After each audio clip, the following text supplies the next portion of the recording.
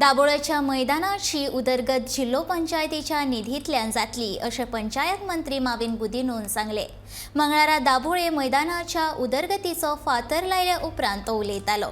ह्या वेळार सांकवाळची जिल्लो पंचायत वांगडी अनिता थोराड, चिखलेचो उपसरपंच कमला प्रसाद तशेंच दाबोळेचो भाजपा मंडळाचो अध्यक्ष संदीप सूड आनी हेर मानेस्त हाजीर आशिल्ले। जिल्लो पंचायत निधी खाला मैदानाची उदरगत करता आनी पयल्या टप्प्यान 30 लाख रुपया खर्च करून ह्या मैदानाची उदरगत करतले।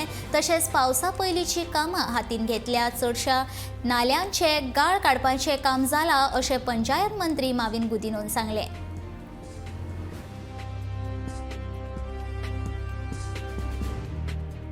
This ground is being developed with the Zilla funds.